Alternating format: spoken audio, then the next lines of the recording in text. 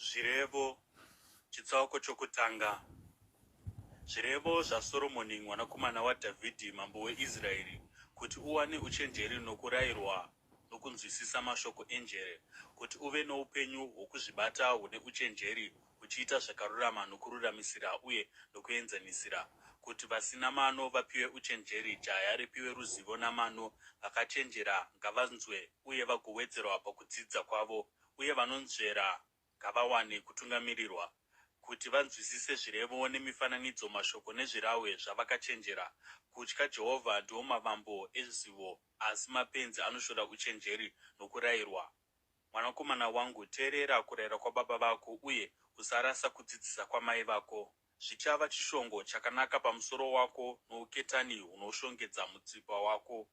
Mwanakomana wangu, kana vatadzi vachikukwezva, usabvuma zvavari kuda kuti uite. Kana vakati, handei tose ngativandirei munhu timuuraye, ngativandirei mweya usina mhosva, ngativamedzei vari vapenyu seguva, uye vakakwana kudaro savaya vanodzika mugomba. Tichawana marudzi ose ezvinhu zvinokosha tigozadza dzimba dzedu nezvatichapamba. Isa zvinhu zvako pamwe chete nesu, tigova nechikwama chimwe chete. Mwanakomana wangu, usabvumirana navo, usaisa rutsoka panzira dzavo, nokuti tsoka dzavo dzinomhanyira muchivi. Vanokurumidza kundodeura ropa. Hazvibatsiri sei kutambanudza mumbure shiri dzose dzichinyatsoona.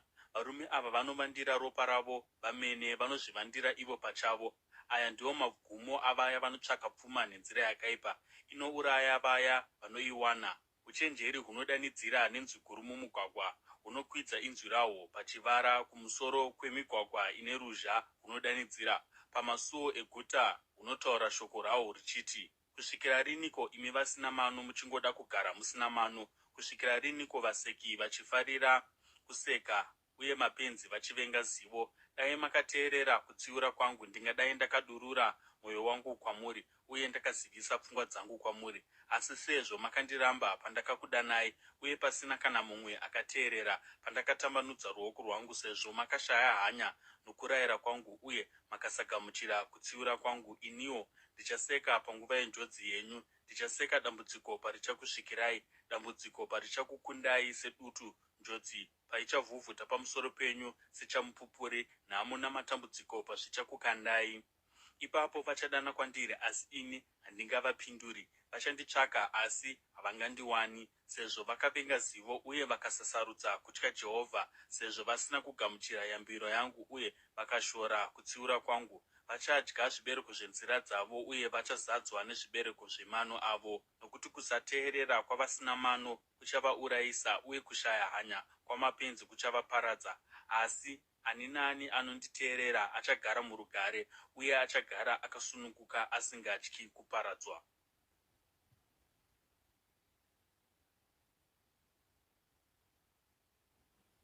Zvirevo chitsauko chechipiri.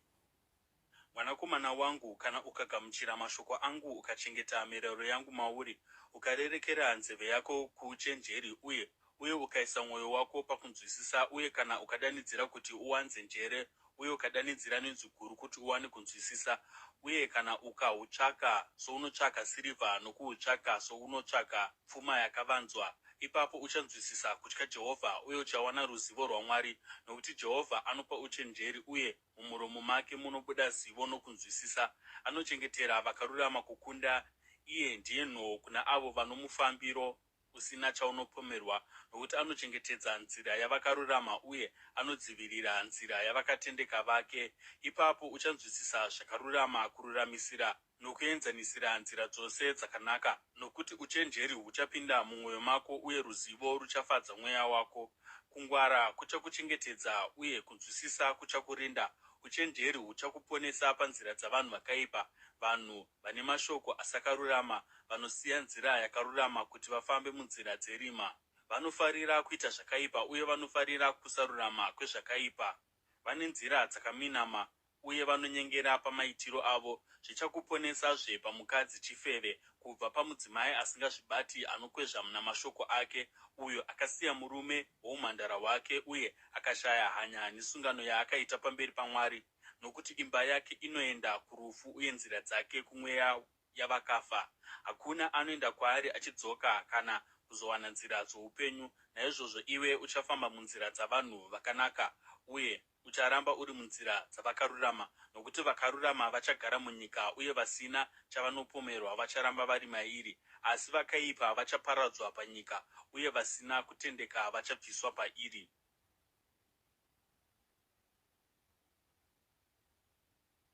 Zvirevo chitsauko chechitatu. Mwanakomana wangu, usakanganwa kudzidzisa kwangu, asi uchengete mirayiro yangu mumwoyo mako, nokuti zvichawedzera makore mazhinji kuupenyu hwako uye nokubudirira. Rudo nokutendeka ngazvirege kukusiya, uzvisungirire pamutsipa wako, zvinyore pahwendefa romwoyo wako. Ipapo uchawana nyasha nezita rakanaka pamberi paMwari navanhu. Vimba naJehovha nomwoyo wako wose, urege kuzendamira panjere dzako. Munzira dzako dzose umutungamidze, uye acharuramisa nzira dzako. Usazviita munhu akachenjera pamaonero ako, itya Jehovha uvenge zvakaipa. Izvi zvichava utano pamuviri wako uye nokusimbiswa kwamapfupa ako. Kudza Jehovha nepfuma yako, zvokutanga zvezvirimwa zvako. Ipapo matura ako achazadzwa kusvikira pakufashukira, uye makate ako achazara kusvika pamusoro newaini itsva. Mwanakomana wangu, usazvidza kuranga kwaJehovha uye usatsamwira kutsiura kwake, nokuti Jehovha anoranga avo vaanoda, sababa nomwanakomana wavanofarira. Akaropafadzwa munhu anowana uchenjeri, munhu anowana kunzwisisa, nokuti hwakanyanya kunaka kupfuura sirivha, uye hunopfumisa kupfuura goridhe. Hunokosha kupfuura marubhi. Zvose zvaunoshuva hazvingafananidzwi nahwo. Mazuva mazhinji oupenyu ari muruoko rwahwo rworudyi, muruboshwe rwahwo mune upfumi nokukudzwa. Nzira dzahwo dzinofadza, uye makwara ahwo ose rugare. Ndihwo muti woupenyu kuna vose vanohumbundikira. Vose vanohubata vacharopafadzwa. Nouchenjeri Jehovha akateya nheyo dzenyika, nokunzwisisa akaisa matenga munzvimbo dzawo. Noruzivo rwake mvura dzakadzika dzakapatsanurwa, uye makore akadonhedza dova. Mwanakomana wangu, chengetedza kutonga kwakanaka nokungwara. Usazvirega zvichibva pameso ako. Zvichava upenyu kwauri, chishongo chakanaka pamutsipa wako. Ipapo uchafamba panzira yako murugare, uye rutsoka rwako harungagumburwi.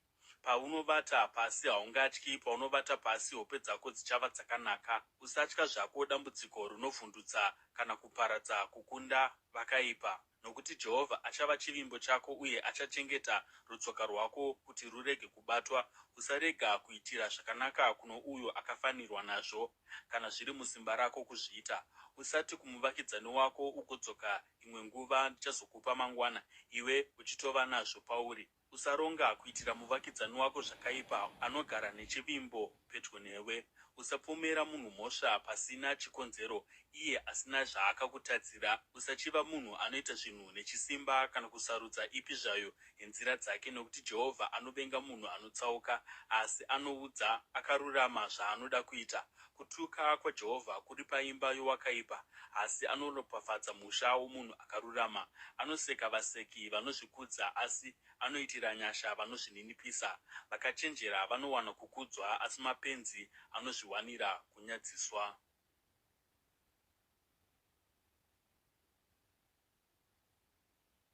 Zvirevo chitsauko chechina. Teererai vanakomana vangu, kurayira kwababa venyu, nyatsoteererai mugowana kunzwisisa.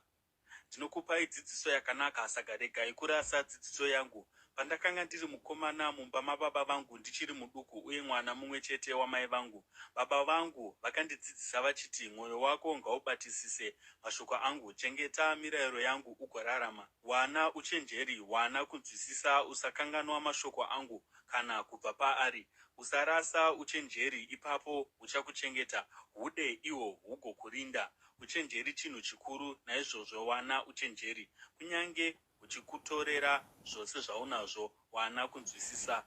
Uhukudze, ipapo huchakusimudzira. Uhumbundikire, ipapo huchakukudza. Huchakupfekedza chishongo chenyasha mumusoro mako, uye huchakupa korona yokubwinya. Teerera mwanakomana wangu, gamuchira zvandinotaura, ipapo makore oupenyu hwako achava mazhinji. Ndinokudzidzisa nzira youchenjeri, uye ndiri kukutungamirira panzira dzakarurama. Paunofamba tsoka dzako hadzingapinganidzwi, paunomhanya haungagumburwi. Batisisa kurayira, usarega kuchienda. nyatsokurinda zvakanaka nokuti ndihwo upenyu hwako. Usaisa rutsoka panzira dzavakaipa kana kufamba panzira dzavanhu vakaipa. Udzinzvenge, usafamba padziri. Tsauka padziri ugopfuurira mberi, nokuti havangavati vasati vaita zvakaipa. Havangabatwi nehope kusvikira vaita kuti mumwe munhu aputsike. Vanodya zvokudya zvezvakaipa uye vanonwa waini yezvechisimba. Nzira yavakarurama yakafanana nechiedza chamambakwedza chinoramba chichiwedzera kubwinya kusvikira pachiedza chamasikati makuru. Asi nzira yavakaipa yakaita serima guru, havazivi zvinoita kuti vagumburwe. Mwanakomana wangu, nyatsoteerera zvandinotaura, teereresa kumashoko angu. Usaite kuti abve pameso ako, achengete pakati pomwoyo wako, nokuti upenyu kuna avo vanoawana uye noutano kumuviri wose womunhu. Pamusoro pazvo zvose, chengetedza mwoyo wako, nokuti ndicho chitubu choupenyu. Bvisa zvinotsausa pamuromo wako, kutaura kwakaora ngakuve kure nemiromo yako. Meso ako ngaatarire mberi bedzi, ramba wakatarira mberi kwako. Gadzirira tsoka dzako gwara, ugofamba munzira dzakasimba chete. Usatsaukira kurudyi kana kuruboshwe. Chengetedza rutsoka rwako kuti rusaenda pane zvakaipa.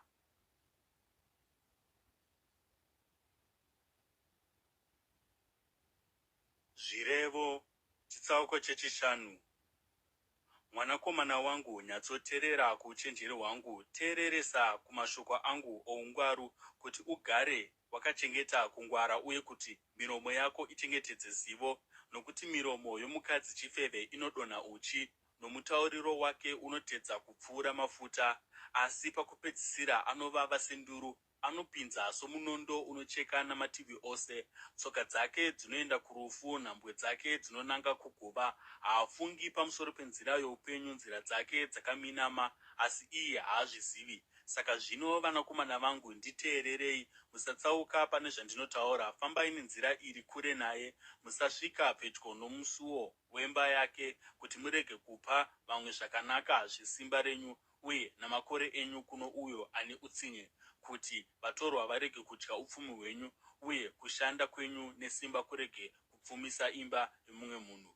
Pakupedzisira kwoupenyu hwako uchagomera, kana nyama nomuviri wako zvaparadzwa. Uchazoti, mavengero andaiita kurayirwa, mashorero aiita mwoyo wangu kudzorwa. Ndakanga ndisingateereri vadzidzisi vangu kana kunzwa varayiridzi vangu. Ndasvika pakuparara chaiko pakati peungano yose. Inwa mvura pachirongo chako chaicho, mvura inoyerera patsime rako chairo. Ko, zvitubu zvako zvinofanira kuyerera mumigwagwa here? Nzizi dzako dzemvura pazvivara ngadzive dzako chete, hadzitombofaniri kugoveranwa navatorwa. Tsime rako ngariropafadzwe uye ufadzwe nomudzimai woujaya hwako, sehadzi yongururu inofadza nehadzi yenondo yakanaka. Mazamu ake ngaakufadze nguva dzose, ugare uchigutswa norudo rwake. Unosungirweiko, mwanakomana wangu, nomukadzi chifeve? Unombundikirireiko chipfuva chomukadzi womumwe murume? Nokuti nzira dzomunhu dziri pachena pamberi paJehovha, uye anoongorora nzira dzake dzose. Zviito zvakaipa zvomunhu akaipa zvichamusunga, tambo dzechivi chake dzichamubata iye kwazvo. Achafa nokuda kwokushayiwa kuzvibata kwake, atsauswa noupenzi hwake hukuru.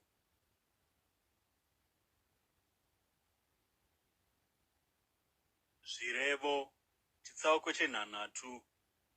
Mwanakomana wangu, uchinge waita rubatso kumuvakidzani wako, kana uchinge waita mhiko nokumbunda noruoko rwako kuno mumwe, kana uchinge wasungwa nokuda kwezvawakataura, wabatwa namashoko omuromo wako, ipapo ita izvi, mwanakomana wangu, kuti uzvisunungure, sezvo wawira mumaoko omuvakidzani wako. Enda undozvininipisa, ukumbire zvikuru kumuvakidzani wako. Usatendera meso ako hope, usatendera meso ako kutsamwaira. Zvipukunyutse semhara kubva paruoko rwomuvhimi, seshiri kubva paugombe hwomuteyi.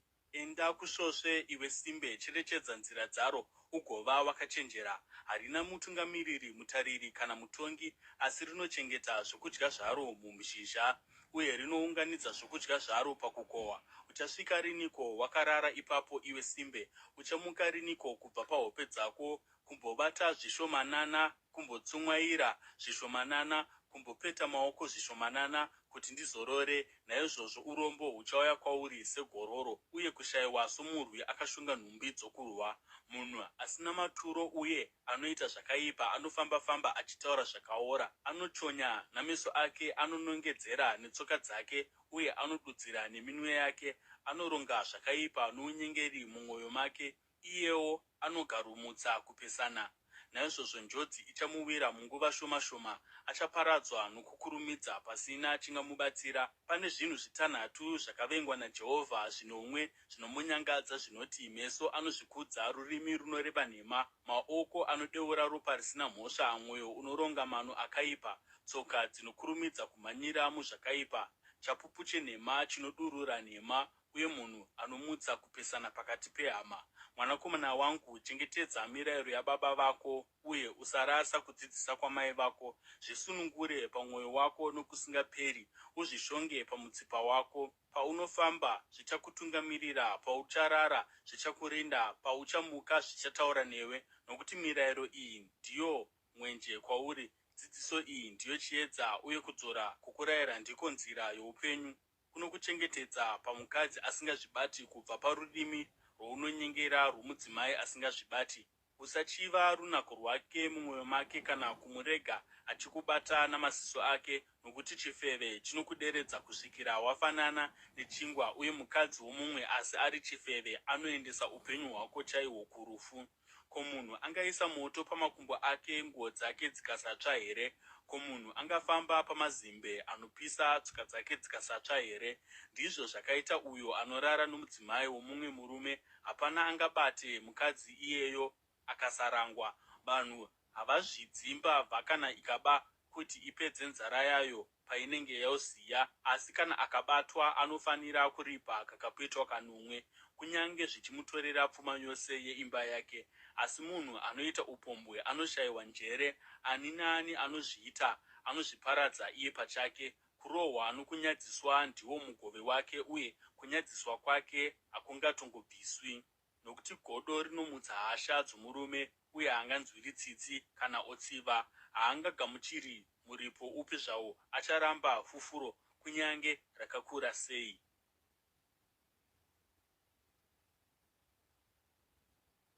Zvirevo chitsauko chenomwe. Mwanakomana wangu, chengeta mashoko angu ugoviga mirayiro yangu mauri. Chengeta mirayiro yangu ugorarama, uchengete dzidziso dzangu semboni yeziso rako. Uzvisungirire paminwe yako, uzvinyore pahwendefa yomwoyo wako. Uti kuuchenjeri, uri hanzvadzi yangu, uye uti kunzwisisa ndiyo hama yako. Zvichakuchengeta kure nomukadzi chifeve, kubva pamudzimai asingazvibati, anokwezva namashoko ake. Napahwindo remba yangu ndakatarira panze nomumagirazi. Ndakaona pakati pavasina mano, ndikacherechedza pakati pamajaya, rimwe jaya rakanga risina njere, rakanga richidzika nomugwagwa pedyo nepakona yomukadzi uya, richifamba rakananga kumba kwake. Panguva yorubvunzavaeni zuva ravira kunze kwosviba. Ipapo mukadzi akabuda kuzosangana naye, akapfeka sechifeve uye azere nounyengeri. Anotaura noruzha uye anozvikudza, tsoka dzake hadzigari pamba. Imwe nguva ari munzira, imwe nguva ari pazvivara, anorindira pamakona ose. Akamubata ndokumutsvoda, uye nechiso chisina nyadzi akati, ndine zvipiriso zvokuwadzana kumba kwangu nhasi, ndazadzisa mhiko dzangu. Saka ndauya kuzosangana newe. Ndanga ndichikutsvaka, zvino ndazokuwana. Ndawaridza mubhedha wangu machira ane mavara anobva kuIjipiti. Ndasasa zvinonhuhwira pamubhedha wangu, zvinoti mura, gavakava nesinamoni. Uya tinwe tigute norudo kusvikira mangwanani, ngatifare zvedu norudo. Murume wangu haako kumba, akafamba rwendo rurefu, akatakura homwe yake izere nemari, uye haangadzoki kumba kusvikira pachena guru. Namashoko okunyengetedza akamutsausa, akamukwezva nokutaura kwake kunonyengera. Pakarepo akamutevera senzombe inoenda kundobayiwa, senondo inopinda mumusungo, kusvikira museve wabaya chiropa chake, seshiri inokurumidza kupinda muugombe, asingazivi kuti zvichamuurayisa. Saka zvino, vanakomana vangu, teererai kwandiri, nyatsoteererai zvandinotaura. Usarega mwoyo wako uchitsaukira kunzira dzake, kana kurasikira pamakwara ake. Vazhinji vakakuvadzwa naye, vakawiriswa pasi, vaakauraya vakawanda kwazvo. imba yake mugwagwa mukuru unoenda kuguva uchitungamirira kumakamuri orufu.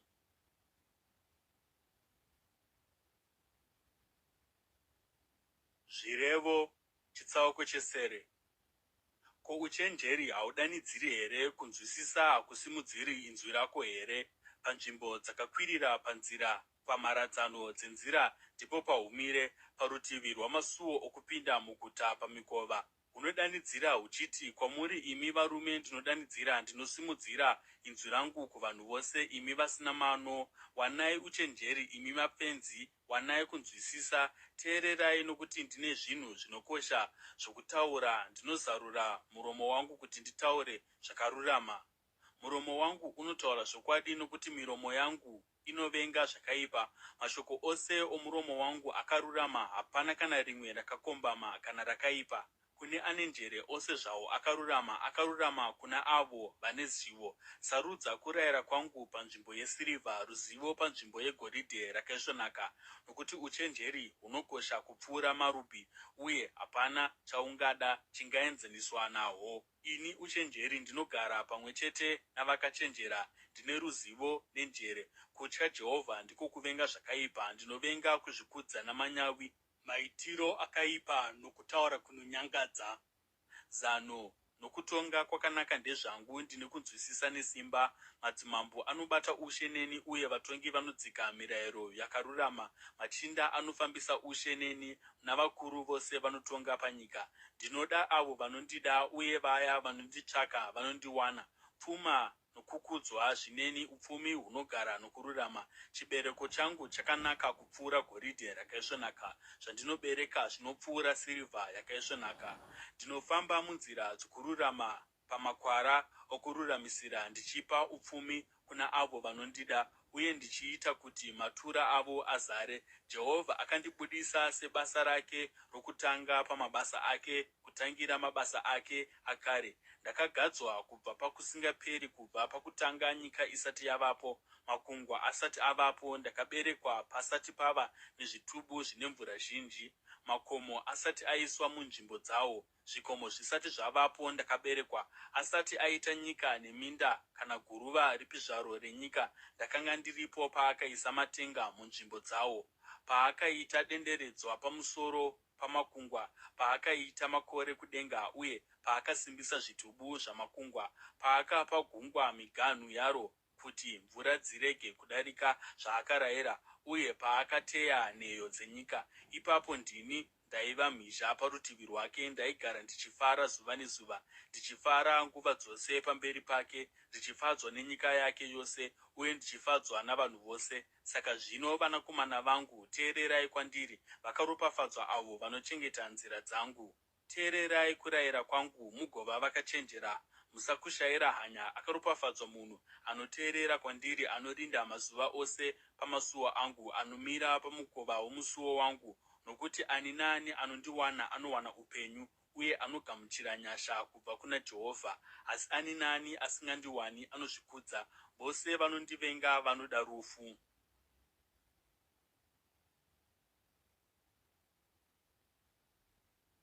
Zvirevo chitsauko chepfumbamwe. Uchenjeri hwakavaka imba yahwo, hwakaveza mbiru dzahwo nomwe, hwakabika nyama yahwo, uye hukagadzira waini yahwo, hwakagadzirawo tafura yahwo, hwakatuma varandakadzi vahwo, uye hunodanidzira kubva panzvimbo yakakwirira kwazvo yeguta. Kuna avo vanoshayiwa njere hunoti, vose vasina uchenjeri ngavauye muno. Uyai mudye zvokudya zvangu, munwe waini yandagadzira. Siyai nzira dzenyu dzisina mano mugorarama. Fambai munzira yokunzwisisa. Ani naani anorayira mudadi anozvitsvakira kutukwa. Ani naani anotsiura munhu akaipa anozviwanira kutukwa. Usatsiura mudadi kuti arege kukuvenga. Tsiura munhu akachenjera, uye achakuda. Rayira munhu akachenjera, uye achawedzera uchenjeri hwake. Dzidzisa munhu akarurama, uye achawedzera kudzidza kwake. Kutya Jehovha ndiwo mavambo ouchenjeri, uye kuziva iye mutsvene ndiko kunzwisisa. Nokuti neni mazuva ako achava mazhinji, uye makore achawedzerwa kuupenyu hwako. Kana uri wakachenjera, uchenjeri hwako huchakupa mubayiro. Kana uri mudadi, iwe woga ndiwe uchatambura.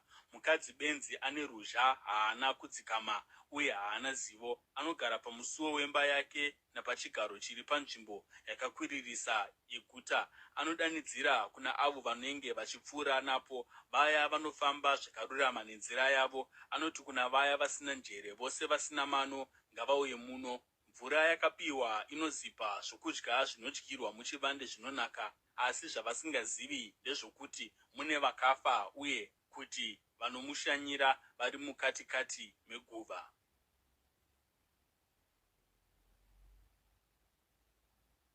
Zvirevo chitsauko chegumi. Zvirevo zvaSoromoni. Mwanakomana akachenjera anofadza baba vake, asi mwanakomana benzi anosuwisa mai vake. Pfuma yakawanikwa zvakaipa haibatsiri chinhu, asi kururama kunorwira parufu. Jehovha haatenderi akarurama kuti anzwe nzara, asi kupanga kwowakaipa anokusundira kure. Maoko ane usimbe anoita kuti munhu ave murombo, asi maoko anoshingaira anopfumisa. Anounganidza zvirimwa muzhizha mwanakomana akachenjera, asi anorara munguva yokukohwa mwanakomana anonyadzisa. Maropafadzo ndiwo korona yomusoro woakarurama, asi kuita nechisimba kuzere mumuromo womunhu akaipa. Kuyeukwa kwowakarurama kuchava chikomborero, asi zita rowakaipa richaora. Akachenjera pamwoyo anogamuchira mirayiro, asi benzi rinotaura zvisina maturo richaparara. Munhu akarurama anofamba akachengetedzeka, asi uyo anofamba nenzira dzakaminama achabatwa. Uyo anochonya neziso roruvengo anouyisa kusuwa, asi benzi rinotaura zvisina maturo richaparara. Muromo womunhu akarurama chitubu choupenyu, asi kuita nechisimba kuzere mumuromo womunhu akaipa. Ruvengo runomutsa kupesana, asi rudo runofukidzira zvakaipa zvose. Uchenjeri hunowanikwa pamiromo yavane njere, asi shamhu yakafanira musana wouyo asina njere. Vanhu vakachenjera vanochengeta zivo, asi muromo webenzi unotsvaka kuparara. Upfumi hwavakapfuma ndiro guta ravo rina masvingo, asi urombo ndiko kuparadzwa kwavarombo. Mubayiro wavakarurama ndiwo upenyu, asi zvinowanikwa nowakaipa ndiko kurangwa. Uyo anoteerera kurayira anoratidza nzira youpenyu, asi ani naani anozvidza kudzorwa anotsausa vamwe. Uyo anovanza ruvengo rwake ane miromo inoreva nhema, uye ani naani anoparadzira guhwa ibenzi. Kana mashoko ari mazhinji, chivi hachingashayikwi, asi uyo anodzora rurimi rwake akachenjera. Rurimi rwakarurama isirivha yakaisvonaka, asi mwoyo wowakaipa haubatsiri chinhu. Miromo yemunhu akarurama inosimbisa vazhinji, asi mapenzi anofa nokuda kwokushayiwa zivo. Kuropafadza kwaJehovha kunouyisa upfumi, uye haawedzeri matambudziko kwahuri. Benzi rinofadzwa nokuita zvakaipa, asi munhu anonzwisisa anofarira uchenjeri. Zvinotyiwa nowakaipa ndizvo zvichaitika kwaari, zvinoshuviwa nowakarurama zvichapiwa kwaari. Kana dutu rapfuura napo, vakaipa havazowanikwi, asi vakarurama vachamira vakasimba nokusingaperi. Sevhiniga kumazino noutsi kumaziso ndizvo zvakaita simbe kuna avo vachamutuma. Kutya Jehovha kunowedzera mazuva kuupenyu, asi makore owakaipa achatapudzwa. Tarisiro yowakarurama mufaro, asi tariro dzowakaipa dzichaparadzwa. Nzira yaJehovha ndiyo utiziro hwavakarurama, asi ndiko kuparadzwa kwaavo vanoita zvakaipa. Akarurama haangatodzurwi, asi vakaipa havangarambi vari munyika. Muromo womunhu akarurama unobudisa uchenjeri, asi rurimi rwakaipa ruchabviswa. Miromo yomunhu akarurama inoziva zvakafanira, asi muromo womunhu akaipa zvakaipa chete.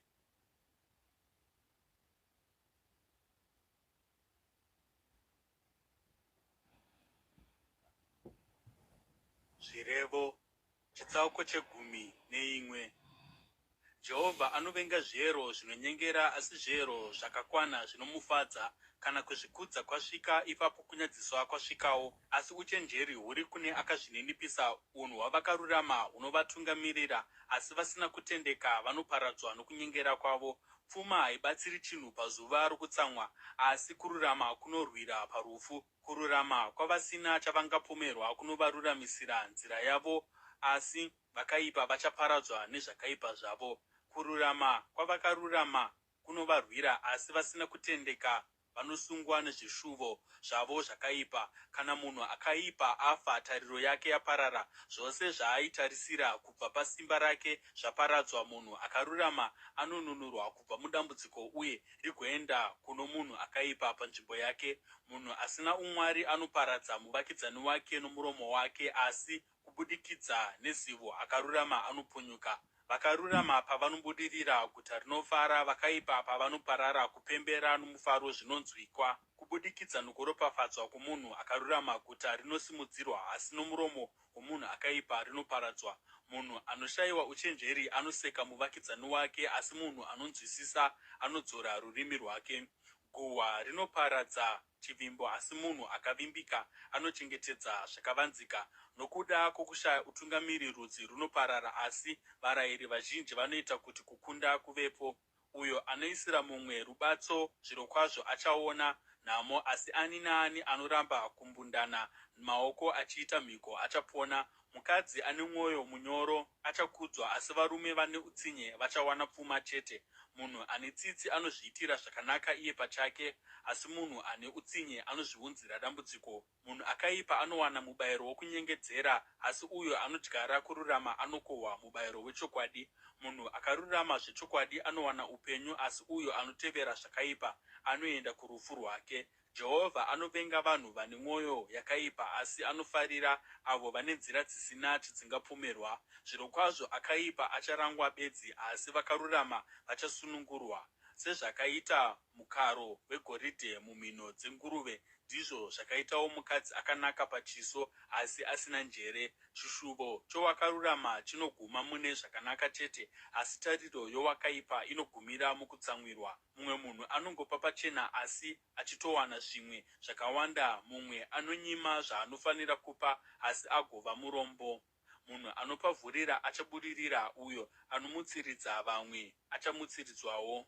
Vanhu vanotuka munhu anounganidza zviyo, vamwe vasina, asi mukomborero uchava korona youyo anofarira kutengesa. Uyo anotsvaka zvakanaka achawana nyasha, asi zvakaipa zvinosvika kune uyo anozvitsvaka. Ani naani anovimba noupfumi hwake achawa, asi akarurama achanaka seshizha nyoro. Uyo anouyisa dambudziko kumhuri yake achagara nhaka yemhepo chete, uye benzi richava muranda womunhu akachenjera. Chibereko chokururama ndiwo muti woupenyu, uye anotungamirira mweya yavanhu kuruponeso ndiye akachenjera. Kana vakarurama vachiwana zvakavafanira panyika, ko, kuzoti akaipa nomutadzi.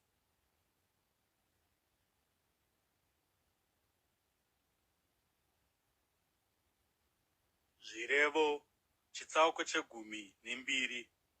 Ani naani anofarira kuzvirovedza anoda zivo, asi uyo anovenga kudzorwa ibenzi. Munhu akanaka anowana nyasha kubva kuna Jehovha, asi Jehovha anotuka munhu ane mano akaipa. Munhu haangasimbiswi nezvakaipa, asi mudzi womunhu akarurama haungadzurwi. Mudzimai ane unhu hwakanaka ikorona kumurume wake, asi mudzimai anonyadzisa akafanana nokuora mumapfupa omurume wake. Urongwa hwomunhu akarurama hwakarurama, asi kurayira kwavakaipa kunonyengera. Mashoko owakaipa anovandira ropa, asi kutaura kwavakarurama kunovanunura. Vanhu vakaipa vanobviswa pachigaro uye havazovapozve, asi imba yowakarurama icharamba yakasimba. Munhu anorumbidzwa maererano nouchenjeri hwake, asi vanhu vane pfungwa dzakatsauka vanosvidzwa. Zviri nani kuva munhu anoninipiswa, asi iwe une muranda, pane kuzviita munhu wapamusoro iwe usina zvokudya. Munhu akarurama ane hanya nechipfuwo chake, asi zviito zvakanaka zvowakaipa utsinye. Uyo anoshanda mumunda wake achava nezvokudya zvakawanda, asi uyo anongotevera zvisina maturo anoshayiwa zivo. Vakaipa vanopanga zvakapambwa zvavanhu vakaipa, asi mudzi wowakarurama unobereka zvibereko. Munhu akaipa anobatwa nokutaura kwake kwakaipa, asi munhu akarurama anopunyuka padambudziko.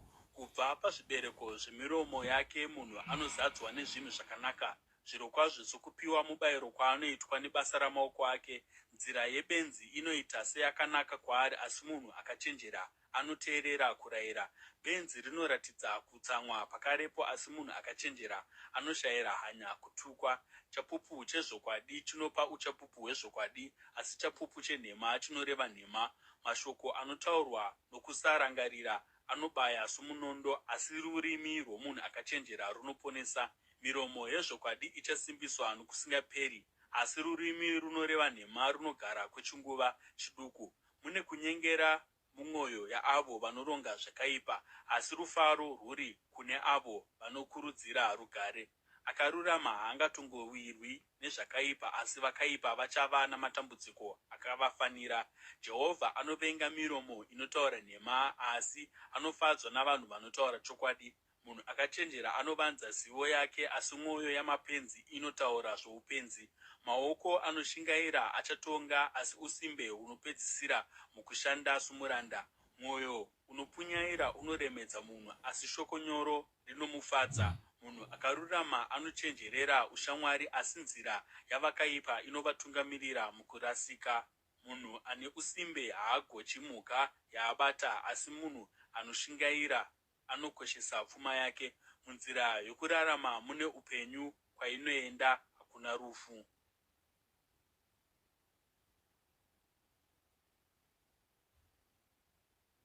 Zvirevo chitsauko 13. Mwanakomana akachenjera anoteerera kurayira kwababa vake, asi mudadi haateereri kana achitsiurwa. Kubva pazvibereko zvomuromo wake munhu achadya zvinhu zvakanaka, asi vasina kutendeka vanofarira kumanikidza. Uyo anobata muromo wake anochengeta upenyu hwake, asi uyo anokurumidzira kutaura achaparadzwa. Simbe inopanga asi igoshayiwa chinhu, asi zvishuvo zvavanoshingaira zvichazadziswa. Vakarurama vanovenga nhema, asi vakaipa vanouyisa kunyadziswa nokunyangadza. Kururama kunorinda munhu ane unhu hwakanaka, asi kuipa kunowisira mutadzi pasi. Mumwe munhu anozviti mupfumi asi asina chinhu, mumwewo anozviti murombo asi aine upfumi huzhinji. Upfumi hwomunhu hunogona kudzikinura upenyu hwake, asi murombo haana chinomutyisidzira. Chiedza chowakarurama chinopenya kwazvo, asi mwenje wowakaipa uchadzimwa. Kuzvikudza kunongouyisa kukakavara chete, asi uchenjeri hunowanikwa mune avo vanogamuchira kurayirwa. Mari yakawanikwa zvisakarurama ichakurumidza kupera, asi uyo anounganidza mari zvishoma nechishoma achaita kuti iwande. Tariro kana ichinonoka inoodza mwoyo, asi chishuvo chazadziswa muti woupenyu. Uyo anozvidza kurayirwa achazozviripira izvozvo, asi uyo anokudza murayiro achawana mubayiro. Kudzidzisa kwowakachenjera itsime roupenyu rinobvisa munhu pamusungo worufu. Kunzwisisa kwakanaka kunowanisa nyasha, asi nzira yavasina kutendeka ihukutu. Munhu wose akachenjera anoita zvinhu noruzivo, asi benzi rinoratidza upenzi hwaro. Nhume yakaipa inowira munjodzi, asi munyai akatendeka anouya nokuporesa. Uyo anozvidza kurayirwa achava murombo uye achanyadziswa, asi ani naani anoteerera kurayirwa achakudzwa. Chishuvo chazadziswa chinozipa pamweya, asi mapenzi anovenga kusiya zvakaipa. Uyo anofamba navakachenjera achachenjerawo, asi shamwari yamapenzi ichakuvadzwa. Zvakaipa zvinotevera mutadzi, asi kubudirira ndiwo mugove wavakarurama. Munhu akanaka anosiyira vana vevana vake nhaka, asi upfumi hwomutadzi hunounganidzirwa vakarurama. Munda womurombo ungabereka zvokudya zvakawanda, asi kusaruramisira kunozvitsvairira kure. Anorega kushandisa shamhu anovenga mwanakomana wake, asi uyo anomuda anochenjerera kumuranga. Vakarurama vanodya zvinogutsa mwoyo yavo, asi dumbu reakaipa richanzwa nzara.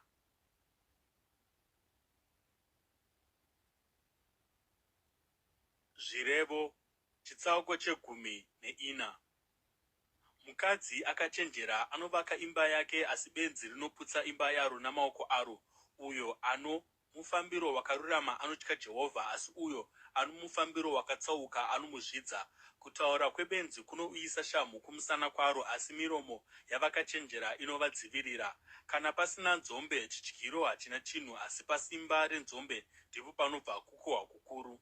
Chapupu chechokwadi hachinyengeri, asi chapupu chenhema chinodurura nhema. Mudadi anotsvaka uchenjeri, asi anohushaya, asi ruzivo runouya zviri nyore kune anonzvera. Gara kure nomunhu benzi, nokuti haungawani ruzivo kubva pamiromo yake. Uchenjeri hwomunhu akangwara ndiko kunzwisisa nzira dzake, asi upenzi hwamapenzi ndihwo unyengeri. Mapenzi anoseka kutendeuka pazvivi, asi kuita zvakanaka kunowanikwa pakati pavakarurama.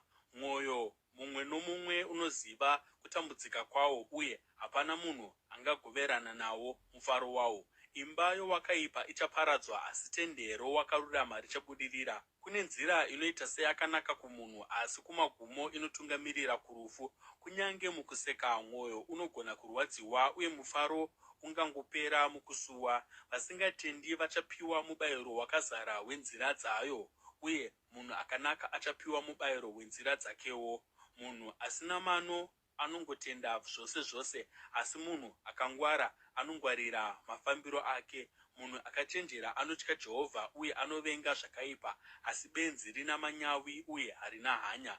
Munhu anokurumidza kutsamwa anoita zvinhu zvoupenzi, uye munhu anoita zvounyengeri achavengwa. Vasina mano vachagara nhaka youpenzi, asi vakangwara vachapfekedzwa korona yezivo. Vanhu vakaipa vachagwadama pamberi pavakanaka, uye vakaipa pamasuo avakarurama. Varombo vanoraswa kunyange navavakidzani vavo, asi vapfumi vane shamwari zhinji. Uyo anozvidza muvakidzani wake anotadza, asi akaropafadzwa ane tsitsi kune vanoshayiwa. Ko, vanoronga zvakaipa havarasiki here? Asi avo vanoronga zvakanaka vanowana rudo nokutendeka. Kushanda nesimba kwose kunopa mubayiro, asi kungotaura kunotungamirira kuurombo bedzi. Upfumi hwavakachenjera ikorona yavo, asi upenzi hwamapenzi hunobereka upenzi. Chapupu chechokwadi chinoponesa upenyu, asi chapupu chenhema chinonyengera. Uyo anotya Jehovha ane nhare yakasimba, uye ichava utiziro kuvana vake. Kutya Jehovha ndicho chitubu choupenyu, kunodzora munhu kubva pamisungo yorufu.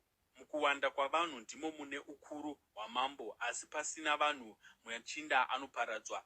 Munhu ane mwoyo murefu anonzwisisa, asi munhu anokurumidza kutsamwa anoratidza upenzi. Mwoyo hwakagadzikana unopa upenyu kumuviri, asi ruchiva runoodza mapfupa. Uyo anomanikidza varombo anoratidza kuti anozvidza musiki wavo, asi ani naani ane hanya nevanoshayiwa anokudza Mwari. Kana njodzi yauya, akaipa anowiriswa pasi, asi kunyange murufu akarurama ane utiziro. Uchenjeri hunogara mumwoyo yavanounzvera, uye kunyange pakati pamapenzi hunozvizivisa. Kururama kunosimudzira rudzi, asi chivi chinonyadzisa vanhu vapi zvavo. Mambo anofarira muranda akachenjera, asi muranda anonyadzisa achatsamwirwa naye.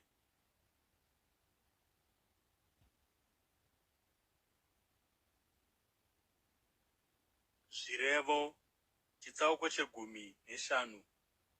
Mhinduro nyoro inodzora kutsamwa, asi shoko rinorwadza rinomutsa hasha.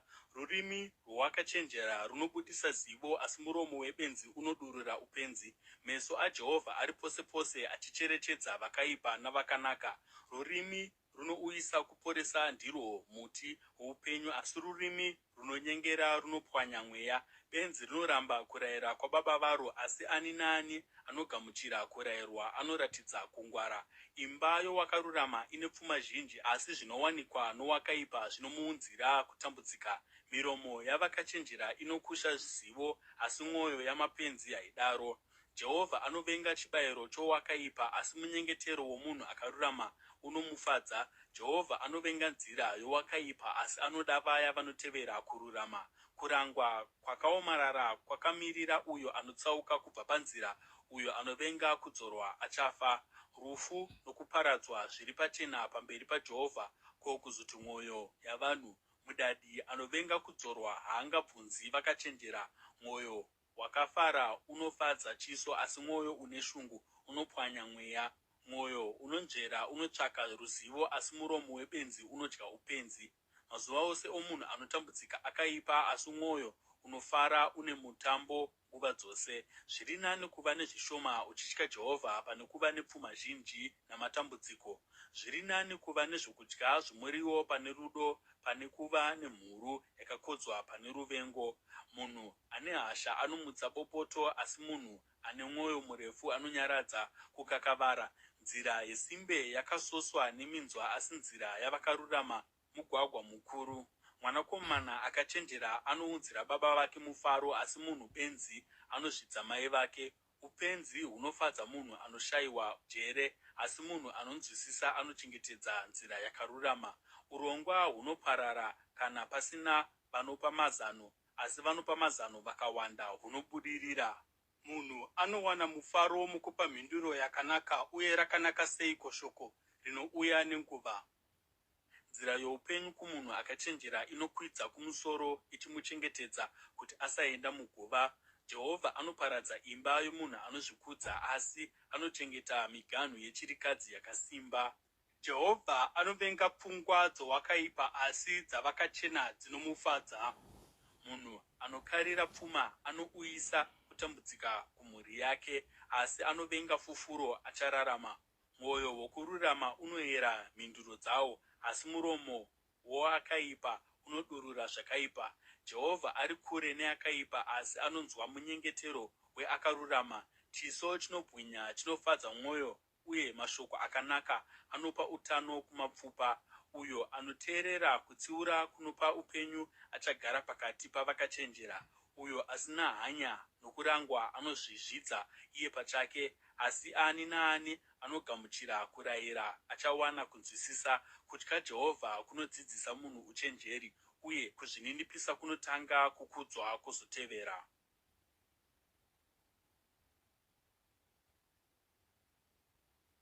Zvirevo chitsauko 18. Kuronga kwomwoyo ndekwomunhu, asi mhinduro yorurimi inobva kuna Jehovha. Nzira dzose dzomunhu dzinoita sedzakanaka pakuona kwake, asi Jehovha anoyera zvinangwa. Kumikidza kuna Jehovha chose chaunoita, ipapo urongwa hwako huchabudirira. Jehovha anoitira zvinhu zvose magumo azvo, kunyange akaipa anomuitira zuva renjodzi. Jehovha anovenga vose vane mwoyo inozvikudza, zvirokwazvo havangaregi kurangwa. Kubudikidza norudo nokutendeka, chivi chinoyananisirwa. Kubudikidza nokutya Jehovha, munhu anorega kuita zvakaipa. Kana nzira dzomunhu dzichifadza Jehovha, anoita kuti kunyange vavengi vake vagarisane naye murugare. Zviri nani kuva nezvishoma mukururama, pane kuva nezvakawanda kwazvo mukusaruramisira. Mumwoyo make munhu anoronga gwara rake, asi Jehovha ndiye anotonga kufamba kwake. Miromo yamambo inotaura seinotaura chirevo chaMwari, uye muromo wake haufaniri kurega kururamisira. Zviyero nezvienzaniso zvechokwadi zvinobva kuna Jehovha. Zviyero zvose zviri muhomwe ndiye akazviita. Madzimambo anovenga kuita zvakaipa, nokuti chigaro choushe chinosimbiswa nokururama. Madzimambo anofarira miromo inotaura chokwadi, anoremekedza munhu anotaura chokwadi. Kutsamwa kwamambo inhume yorufu, asi munhu akachenjera anonyaradza kutsamwa uku. Kana chiso chamambo chichibwinya, zvinoreva upenyu. Nyasha dzake dzakaita segore remvura panguva yomunakanwe. Zviri nani sei kuwana uchenjeri pane goridhe, kusarudza njere pane sirivha. Mugwagwa mukuru wavakarurama unonzvenga zvakaipa, uye anochengeta nzira yake, anochengeta upenyu hwake. Kuzvikudza kunotangira kuparadzwa, mweya wamanyawi unotangira kuwa. Zviri nani kuva nomweya unozvininipisa pakati pavakadzvinyirirwa, pane kugoverana zvakapambwa navanozvikudza.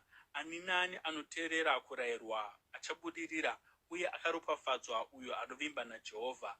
Vakachenjera pamwoyo vanonzi ndivo vanonzvera, uye mashoko akanaka anokurudzira kurayirwa. Njere itsime roupenyu kuna avo vanadzo, asi upenzi hunouyisa kurangwa kumapenzi.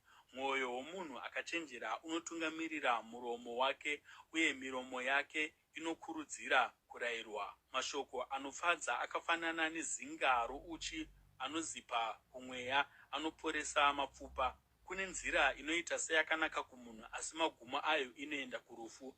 Nzara yomushandi inomushandira, nzara yake inoita kuti arambe achishanda. Munhu asina maturo anoronga zvakaipa, uye matauriro ake akaita somoto unopisa. Munhu akatsauka anomutsa kupesana, uye guhwa rinoparadzanisa shamwari dzepedyo. Munhu anoita nechisimba anonyengera muvakidzani wake, uye anomufambisa napanzira isina kunaka. uyo anochonya nameso ake ari kuronga zvakaipa, uyo anoruma miromo yake ari kuda kuita zvakaipa. Bvudzi rakachena ikorona yakaisvonaka inowanikwa noupenyu hwakarurama. Zviri nani kuva munhu ane mwoyo murefu pane kuva murwi. Munhu anozvibata pakutsamwa kwake ari nani pane uyo anotapa guta. Mujenya unokandirwa pamakumbo, asi zvirevo zvose zvinobva kuna Jehovha.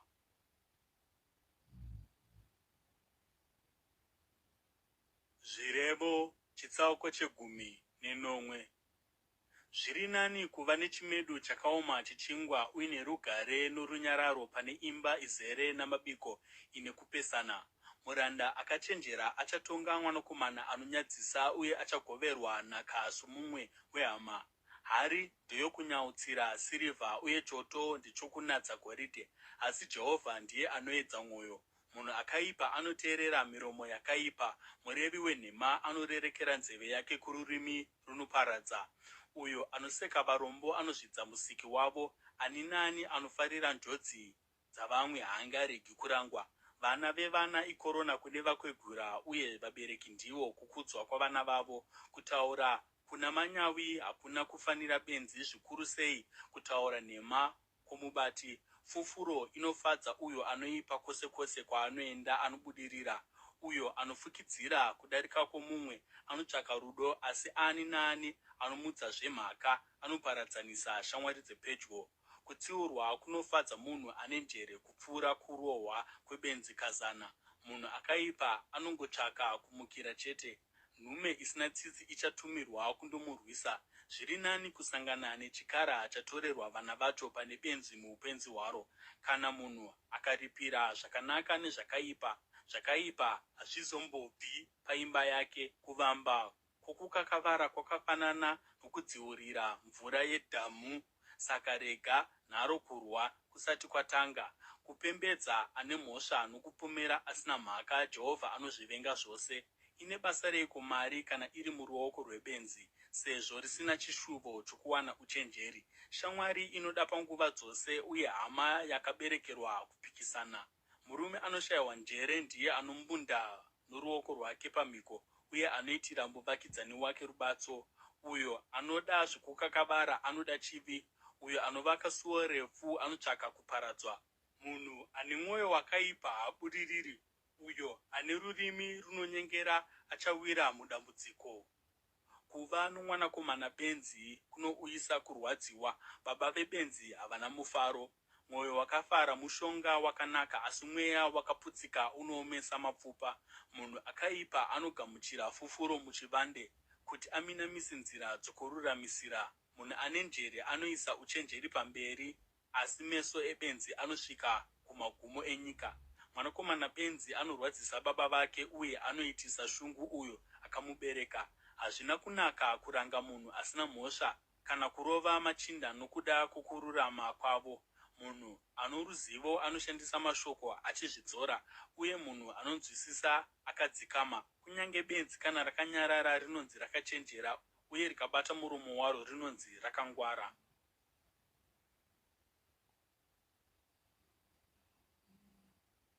Zvirevo chitsauko 10. Munhu asina ukama navamwe anongozvitsvakira zvake, anozvidza kutonga kwakanaka kwose. Benzi harifariri kunzwisisa, asi rinofarira kungotaura zvarinongofunga chete. Panosvika chakaipa kuzvidzwa kunouyawo, uye kana nyadzi dzichisvika kusakudzwa kwasvikawo. Mashoko omuromo womunhu imvura yakadzika, asi tsime rouchenjeri chitubu chinoerera. Hazvina kunaka kutsaura akaipa kana kusaruramisira asina mhosva. Miromo yebenzi inoriunzira kukakavara, uye muromo wake unomukokera kurohwa. Muromo webenzi ndiwo kuparadzwa kwaro, uye miromo yaro ndiwo musungo kumweya waro. Mashoko amakuhwa akaita semisuva yakanakisisa, anoenda pakadzikadzika mukati momunhu. Uyo ano usimbe pakubata kwake ihama youyo anoparadza. Zita raJehovha inhare yakasimba, vakarurama vanomhanyira kwairi vagochengetedzwa. Pfuma yavapfumi ndiro guta ravo rina masvingo, vanoriona sorusvingo rurefu pakufunga kwavo. Kuparadzwa kusati kwasvika, mwoyo womunhu unozvikudza, asi kuzvininipisa kunotangira kukudzwa.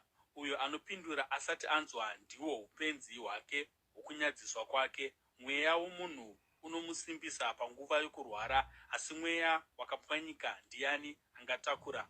Mwoyo woune njere unowana ruzivo, nzeve dzowakachenjera dzinorutsvaka. Chipo chinozarurira nzira kune achipa, uye chinomusvitsa pamberi pavakuru.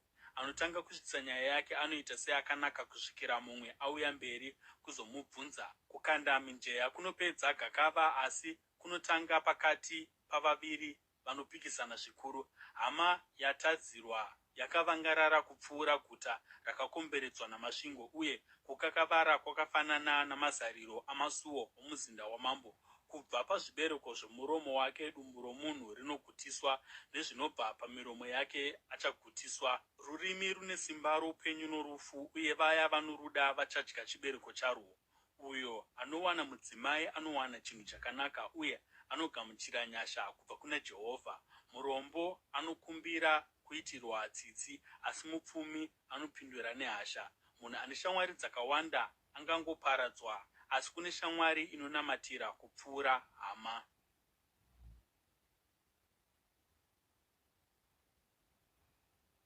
Zvirevo chitsauko 10:10. Zviri nani kuva murombo ane mafambiro akarurama pane benzi rine muromo wakatsauka. Hazvibatsiri kushingaira usina zivo, kana kukurumidza uchizorasika nzira. Upenzi hwomunhu hunoparadza upenyu hwake, asi mwoyo wake unotsamwira Jehovha. Pfuma inouyisa shamwari zhinji, asi murombo anosiyiwa neshamwari dzake. Chapupu chenhema hachingaregi kurangwa, uye uyo anodurura manyepo haangaregedzwi. Vazhinji vanotsvaka nyasha kumutongi, asi mumwe nomumwe ishamwari yomunhu anopa zvipo. Murombo anoraswa nehama dzake dzose, kuzoti shamwari dzake dzinomudzvenga zvakadii. Kunyange akatevera achidemba kwazvo, havangawanikwi. Uyo anowana uchenjeri anoda upenyu hwake, uye anochengeta kunzwisisa anobudirira. Chapupu chenhema hachingaregi kurangwa, uye uyo anodurura manyepo achaparara. Hazvina kufanira kuti benzi rigarike. Ko, zvakanyanya kuipa sei kuti muranda atonge machinda? Uchenjeri hwomunhu hunomupa mwoyo murefu. Kukudzwa kwake ndiko kukanganwira kudarika kwomumwe. Kutsamwa kwamambo kwakafanana nokuomba kweshumba, asi nyasha dzake dzakaita sedova pauswa. Mwanakomana benzi ndiko kuparara kwababa vake, uye mukadzi anokakavara akafanana nemvura inoramba ichingodonha. Dzimba nepfuma inhaka inobva kuvabereki, asi mukadzi akanaka anobva kuna Jehovha. Usimbe hunouyisa hope dzakadzama, uye munhu asingashandi achafa nenzara. Uyo anoteerera kurayira anochengetedza upenyu hwake, asi uyo asina hanya nenzira dzake achafa. Uyo anonzwira varombo tsitsi anopa kuna Jehovha, uye achamupa mubayiro wezvaakaita. Ranga mwanakomana wako, nokuti mukuranga ndimo mune tariro. Usava nechikamu pakuparadzwa kwake. Munhu ane hasha zvikuru anofanira kuripa mhosva yake. Kana ukamununura, unofanira kumununurazve. Teerera zano ugamuchire kurayirwa, uye pakupedzisira uchava wakachenjera. Mune urongwa huzhinji mumwoyo momunhu, asi kuda kwaJehovha ndiko kunobudirira. Chinodiwa nomunhu rudo rusingagumi. Zviri nani kuva murombo pano kuva murevi wenhema. Kutya Jehovha kunotungamirira kuupenyu, ipapo munhu achazorora zvakanaka asingawirwi nedambudziko. Simbe inoisa ruoko rwayo mundiro, igotadza kunyange kurwudzosa kumuromo wayo. Rova museki, ipapo vasina mano vachadzidzawo ungwaru. Tsiura munhu ane njere, ipapo achawana zivo. Uyo anobira baba vake uye achidzinga mai vake, mwanakomana anonyadzisa. Mwanakomana wangu, ukasateerera kurayirwa, uchatsauka kubva pamashoko oruzivo. Chapupu chakaipa chinoseka kururamisira, uye muromo womunhu akaipa unomedza zvakaipa. Kurangwa kwakagadzirirwa vaseki, uye kurohwa misana yamapenzi.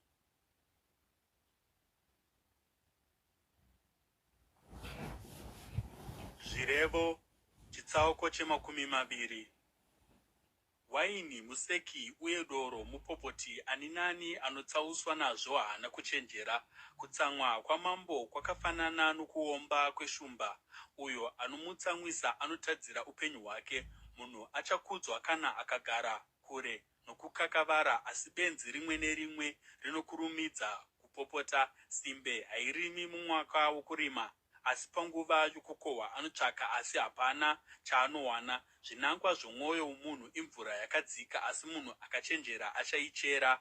Vanhu vazhinji vanoti vane rudo rusingagumi, asi munhu akatendeka angawanikwa kupiko? Munhu akarurama anorarama upenyu hwakanaka, vana vake vanomutevera vakaropafadzwa. Kana mambo achinge agara pachigaro chake kuti atonge, anopepeta zvakaipa zvose nameso ake. Ndiani angati, ndakachengeta mwoyo wangu wakachena, ndakachena uye handina zvivi? Zviereso zvakasiyana nezvipimo zvakasiyana Jehovha anozvivenga zvose. Kunyange mwana anozivikanwa nezvaanoita, kuti tsika dzake dzakanaka uye kuti dzakarurama here. Nzeve dzinonzwa nameso anoona, Jehovha ndiye akazviita zvose zviri zviviri. Usafarira kurara kana kuti uchava murombo. Svinudza meso ako, ipapo uchava nezvokudya zvakawanda. Hazvina kunaka, hazvina kunaka, ndizvo zvinotaura mutengi. Ipapo hoyo oenda achizvirumbidza pamusoro pezvaatenga. Goridhe riripo uye matombo anokosha amarubhi azere, asi miromo inotaura zivo ndicho chinhu chinokosha chisipo. Mutorerei nguo yake uyo anoitira mutorwa rubatso. Itorei sorubatso kana azviitira mukadzi asingazvibati. Zvokudya zvakawanikwa nokunyengera zvinonaka kumunhu, asi achapedzisira ava nomukanwa mazara jecha. Ita urongwa nokutsvaga mazano. Kana uchironga hondo, tsvaka kutungamirirwa. Guhwa rinoputsa chivimbo, saka furatira munhu anotaurisa.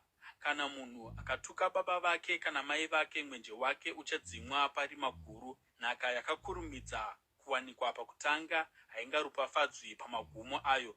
Usati, ndichatsiva zvawanditadzira izvi. Mirirai Jehovha uye iye achakubatsirai. Jehovha anovenga zviereso zvinosiyana, uye zviero zvinonyengera hazvimufadzi. Kufamba kwomunhu kunotungamirirwa naJehovha. Zvino munhu anganzwisisa sei nzira yake? Musungo kumunhu kuti akumikidze chimwe chinhu nokukurumidza, uye ozorangarira mhiko dzake pava paya. Mambo akachenjera anopepeta zvakaipa, anofambisa vhiri rokupfura pamusoro pavo. Mwenje waJehovha unonzvera mweya womunhu, unonzvera zviri mukatikati make. Rudo nokutendeka zvinochengetedza mambo, kubudikidza norudo chigaro chake chinosimbiswa. Kukudzwa kwamajaya ndiro simba ravo, bvudzi jena kubwinya kwavakwegura. Kurohwa nokukuvadzwa zvinobvisa zvakaipa, uye kurohwa neshamhu kunovaka munhu womukati.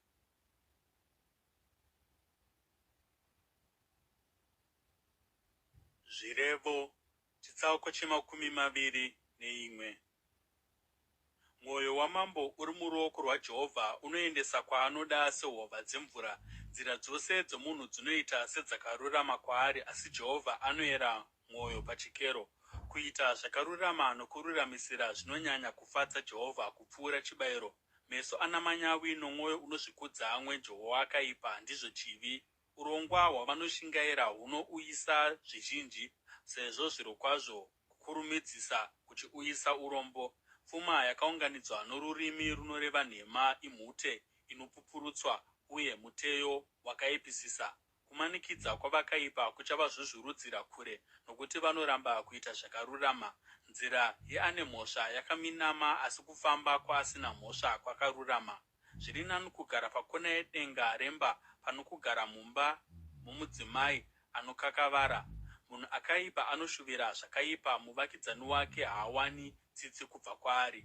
Kana museki akarangwa, vasina mano vanowana uchenjeri. Kana munhu akachenjera akarayirwa, anowanza zivo. Iye akarurama anocherechedza imba yowakaipa, uye anoisa akaipa kukuparadzwa.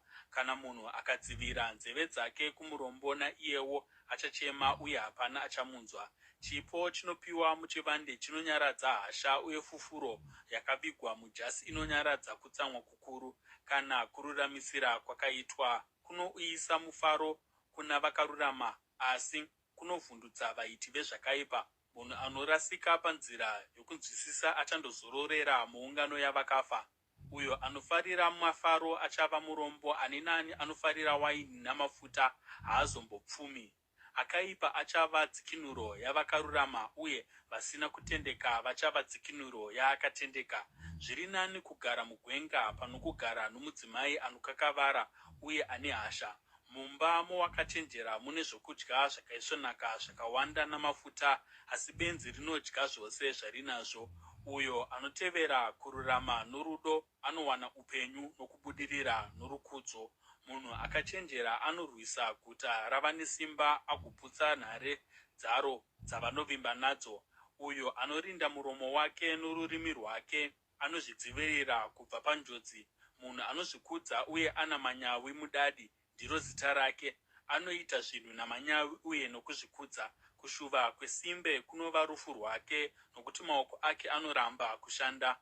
Muswere wose wezuva anoramba achida zvimwe, asi akarurama anopa asinganyimi. Chibayiro chowakaipa chinonyangadza zvikuru sei, kana akauya nacho nomufungo wakaipa. Chapupu chenhema chichaparara, uye ani naani anoteerera kwaari achaparadzwa nokusingaperi. Munhu akaipa ane chiso chisinganyari, asi munhu akarurama anofunga pamusoro penzira dzake. Hapana uchenjeri kana njere kana urongwa hungabudirira huchipikisana naJehovha. Bhiza rinogadzirirwa zuva rokurwa, asi kukunda kunobva kuna Jehovha.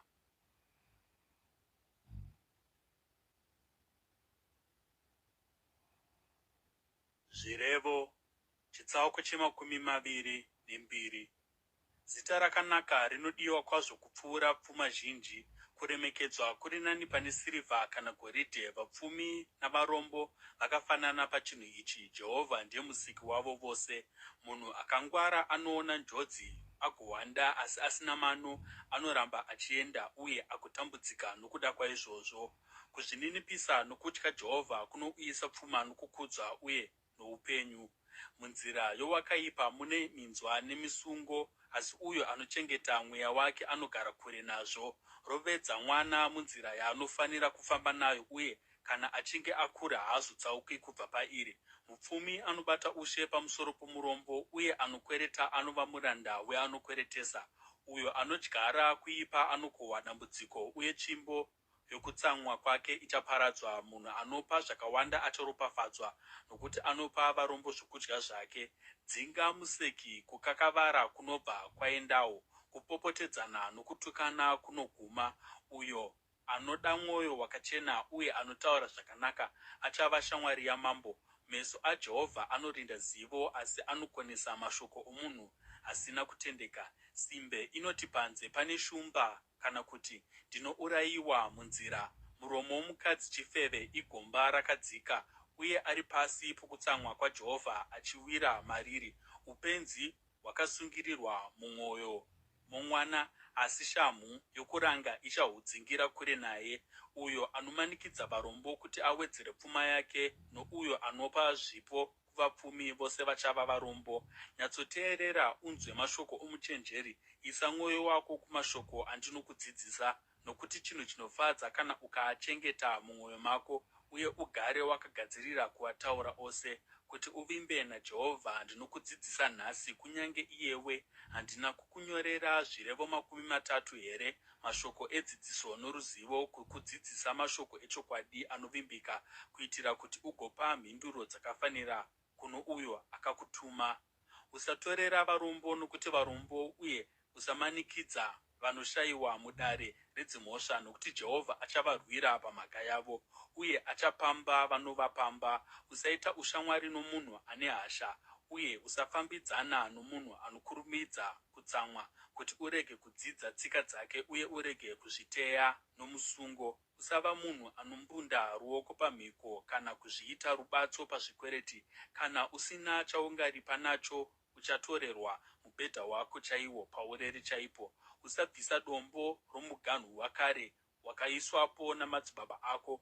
Unoona munhu ane unyanzvi pabasa rake here? Achashanda pamberi pamadzimambo, haangashandiri vanhu vasina maturo.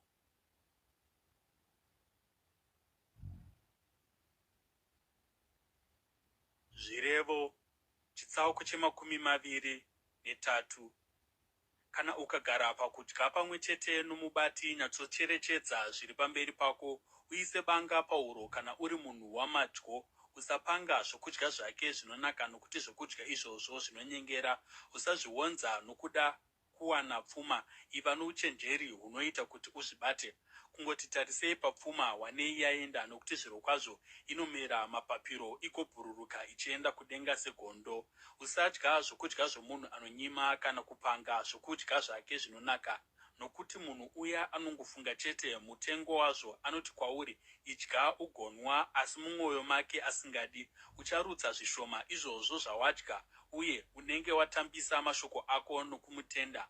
Usataura nebenzi, nokuti richashora uchenjeri hwamashoko ako. Usabvisa dombo romuganhu wakare, kana kupinda paminda yenherera, nokuti mudziviriri wavo ane simba, iye achavarwira pamhaka yavo newe.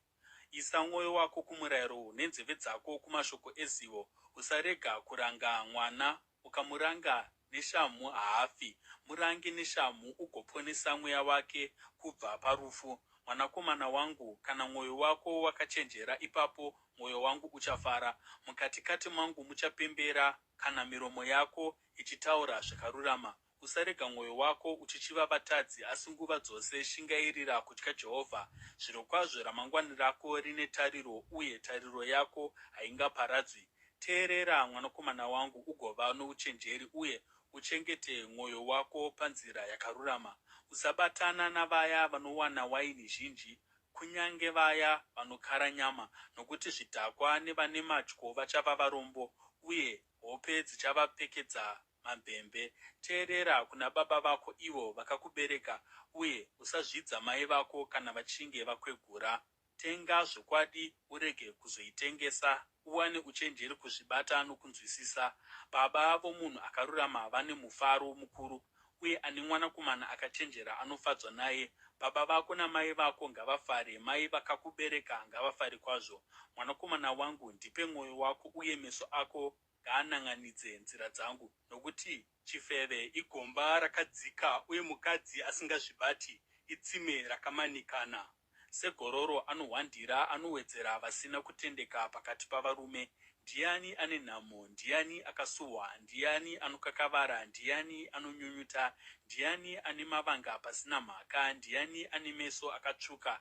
Vaya vanogara pawaini, vanoenda kundoravira makate ewaini yakavhenganiswa. Usatarisa waini kana kuyatsvuka, kana ichivaima iri mumukombe, kana ichidzika zvakanaka pakunwa. Pakupedzisira inoruma senyoka, uye ine uturu semvumbi. Meso ako achaona zvisakamboonekwa, uye pfungwa dzako dzichafunga zvakapesana. Uchava souya akarara pamusoro pamafungu amakungwa, kana somunhu avete pamusoro pedanda rechikepe. Uchati, vakandirova asi handina kukuvara, vakandirova asi handina kuzvinzwa. Ndichamuka riniko kuti ndigotsvakazve waini?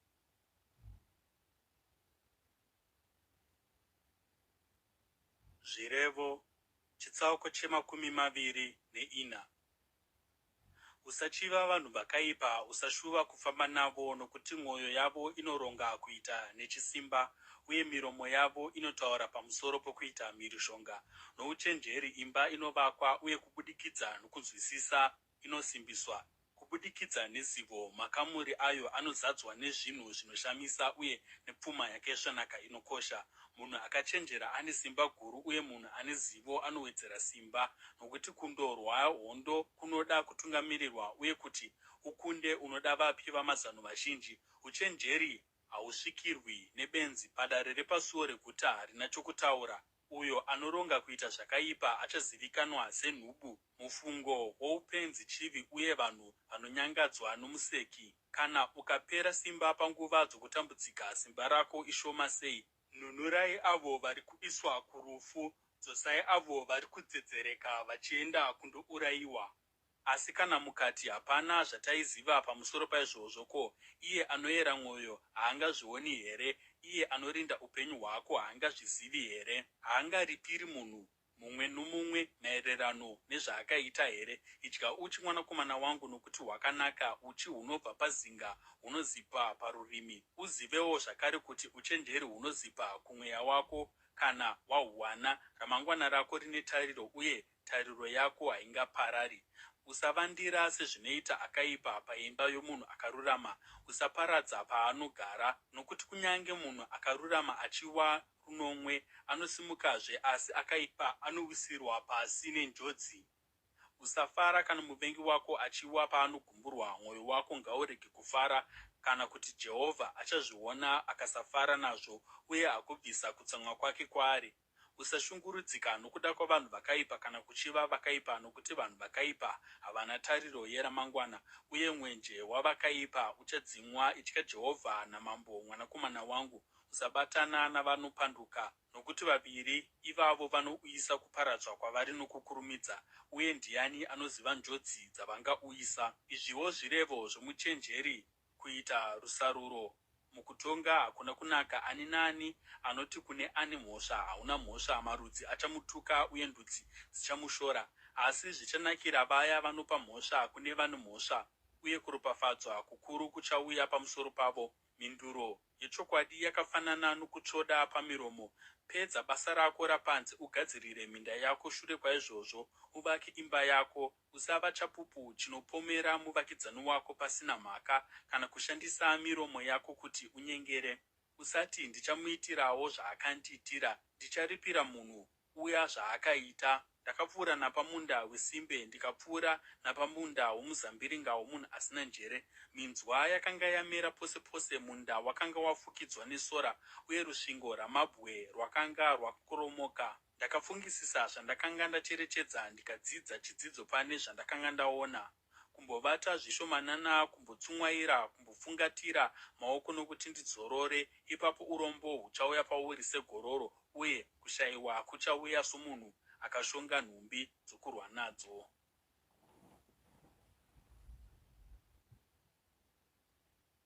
Zvirevo chitsauko chemakumi maviri neshanu. Izvi ndizvo zvimwe zvirevo zvaSoromoni zvakanyorwa namachinda aHezekia mambo weJudha. Kukudzwa kwaMwari kuviga chinhu, kunzvera nyaya ndiko kukudzwa kwamadzimambo. Sokukwirira kwakaita denga nokudzika kwakaita nyika, saizvozvowo mwoyo yamadzimambo haigoni kunzverwa.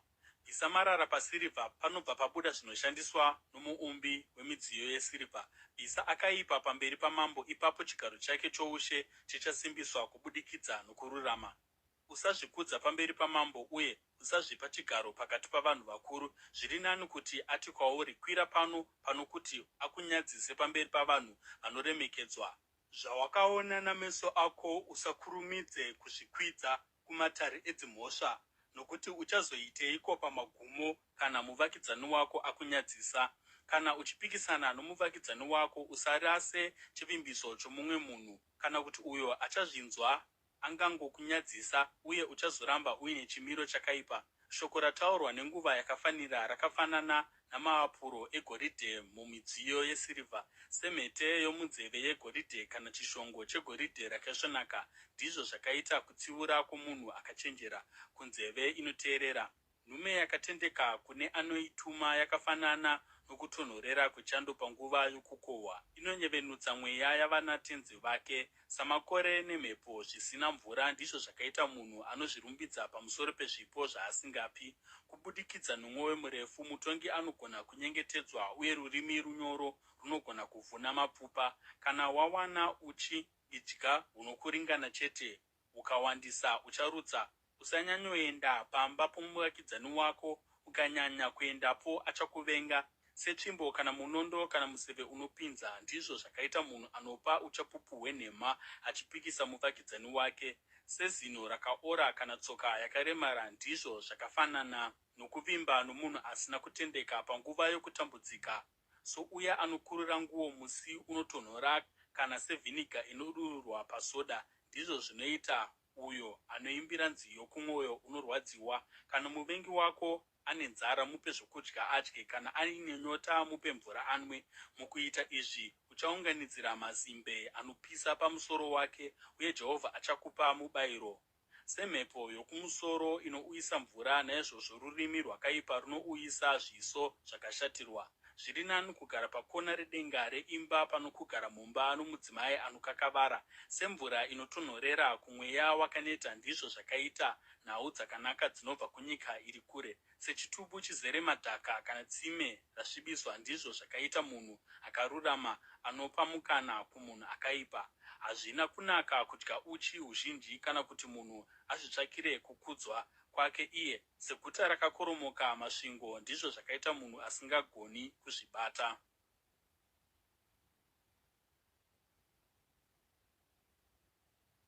Zvirevo chitsauko chemakumi maviri nenhanhatu.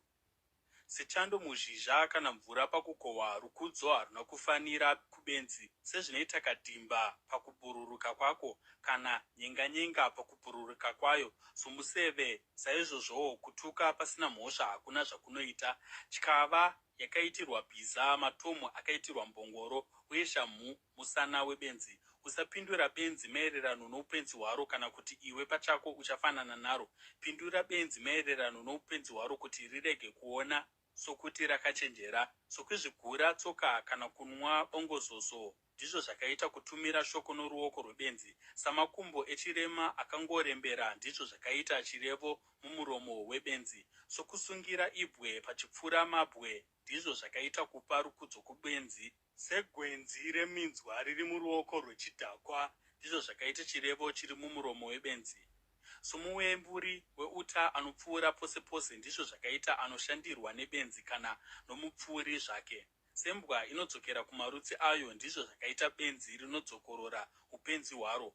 Unoona munhu anozviti akachenjera pakuona kwake here? Benzi rinotova netariro kupfuura iye. Simbe inoti kune shumba munzira, shumba inotyisa iri kufamba-famba munzira dzomumusha. Segoni rinotenderera pamahinji aro ndizvo zvinoita simbe pamubhedha wayo. Simbe inoisa ruoko rwayo mundiro, inoita usimbe hwokutadza kurudzosera kumuromo wayo. Simbe inozviti yakachenjera pakuona kwayo kupfuura vanhu vanomwe vanopindura nenjere. Somunhu anobata imbwa nenzeve dzayo ndizvo zvakaita mupfuuri anopindira pagakava risinei naye. Somupengo anopotsera zvitsiga zvemoto kana miseve inouraya ndizvo zvakaita munhu anonyengera muvakidzani wake uye achizoti ndanga ndichiita zvangu je. Pasina huni moto unodzima, pasina makuhwa kukakavara kunopera. Sezvakaita mazimbe pazvitsiga zvinopfuta nehuni pamoto ndizvo zvakaita munhu wegakava pakupfutidza rukave. Mashoko eguhwa akaita semisuva yakaisvonaka inodzika mukatikati momunhu. Sezvinopenya zvakanamirwa kunze kwomudziyo wevhu ndizvo zvakaita miromo inotaura zvinonyevedza asi nomwoyo wakaipa. Muparadzi anozvivanza namatauriro ake, asi mumwoyo make akaviga ruvengo. Kunyange mashoko ake achitapira, usatenda zvaanotaura, nokuti mumwoyo make mune zvinonyangadza zvinomwe. Ruvengo rwake rungavigwa mukunyengera kwake, asi kuipa kwake kuchabudiswa pachena paungano. Kana munhu akachera gomba achawira mariri, kana munhu akakungurutsa ibwe richakunguruka richidzokera pamusoro pake. Rurimi runoreva nhema runovenga varunorwadzisa, uye muromo unobata kumeso unoparadza.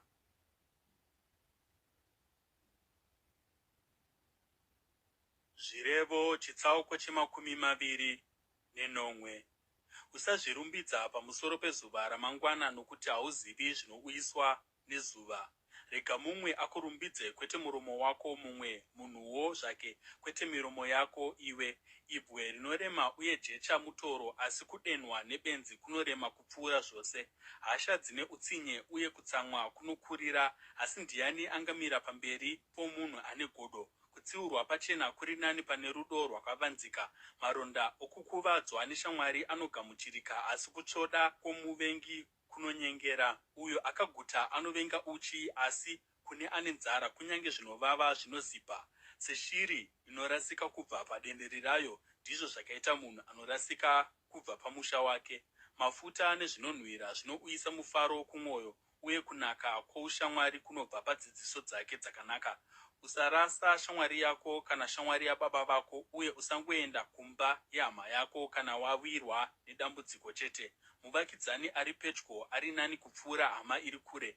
Iva wakachenjera, mwanakomana wangu, ugofadza mwoyo wangu. ipapo ndichagona kupindura ani naani anondishora. Munhu akangwara anoona njodzi agovanda, asi asina mano anoramba achienda uye agokuvadzwa nayo. Torera nguo uyo anozviita rubatso kumutorwa, uitore semhiko kana achinge aita rubatso kumukadzi asingazvibati. Kana munhu akafumira rungwanangwana kukwadzisa muvakidzani wake achidaidzirisa, zvichaonekwa sechituko. Mudzimai anokakavara akafanana nemvura inoramba ichidonha-donha mushure mokunge kwanaya. Kumudzivisa zvakafanana nokudzivisa mhepo kana kuchingidzira mafuta noruoko. Simbi inorodza simbi, saizvozvowo mumwe munhu anorodza mumwe. Uyo anochengeta muonde achadya zvibereko zvawo, uye uyo anochengeta tenzi wake achakudzwa. Sezvo mvura ichiratidza chiso, saizvozvowo mwoyo womunhu unoratidza munhu. Rufu nokuparadza hazvimboguti, kunyangewo maziso omunhu haaguti. Hari ndeyokunyautsira sirivha uye choto ndechokunatsa goridhe, asi munhu anoedzwa nerumbidzo yaanowana. Kunyange ukatswa benzi muduri, kumutswa sezviyo nomutswi, haungabvisi upenzi hwake maari. Iva nechokwadi kuti unoziva mamiriro amakwai ako, uchengete zvakanaka mapoka ako, nokuti pfuma haigari nokusingaperi, uye korona haigari kusvikira kuzvizvarwa zvose. Kana uswa hukabviswa uye bumhudza rikabuda nesora rikaunganidzwa kubva kuzvikomo, makwayana achakuwanisa zvokupfeka, uye mbudzi nomutengo womunda. Uchava nomukaka wembudzi wakawanda wokudya iwe nemhuri yako, uye wokuraramisa varandakadzi vako.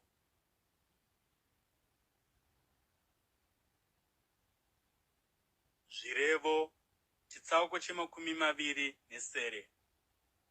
Munhu akaipa anotiza kusina anomudzinganisa, asi vakarurama vakashinga seshumba.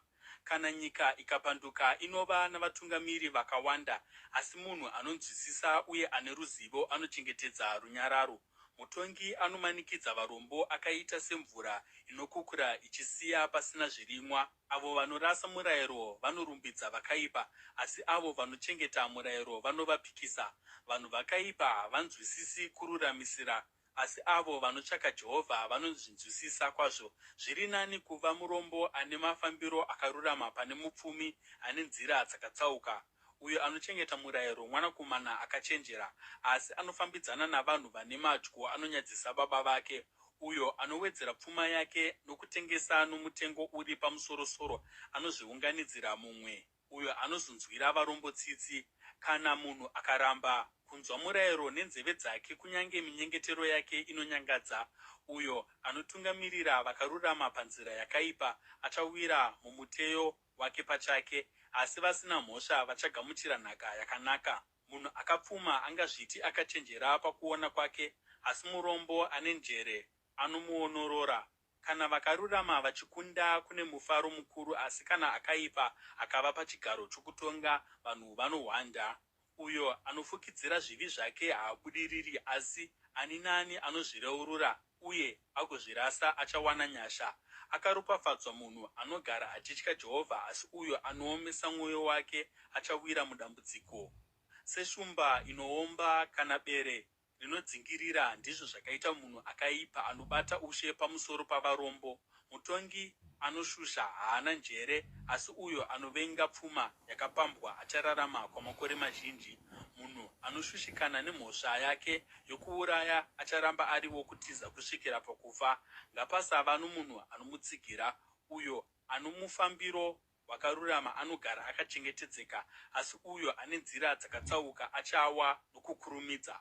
Uyo anorima munda wake achava nezvokudya zvakawanda, asi uyo anodzinganisana nezviroto achava nourombo hwakamufanira. Munhu akatendeka acharopafadzwa zvikuru, asi uyo anokara pfuma haangaregi kurangwa. Kuita rusarura hakuna kunaka, asi kunyange zvakadaro munhu anogona kuita zvakaipa kuti awane chimedu chechingwa. Munhu anonyima ane shungu dzokuda kupfuma asingazivi kuti urombo hwakamugaririra. Uyo anotsiura munhu iye achawana nyasha dzakawanda pakupedzisira, kupfuura uyo ane rurimi runonyengera. Uyo anobira baba kana mai vake achiti hazvina kuipa, ndiye shamwari youya anoparadza. Munhu ane ruchiva anomutsa kupesana, asi uyo anovimba naJehovha achabudirira. Uyo anovimba nesimba rake ibenzi, asi uyo anofamba muuchenjeri achachengetedzeka. Uyo anopa kuvarombo haangashayiwi chinhu, asi uyo anotsinzina meso ake kuvarombo achagamuchira kutukwa kuzhinji. Kana akaipa achienda pachigaro chokutonga, vanhu vanohwanda, asi kana vakaipa vachiparara, vakarurama vanohwanda.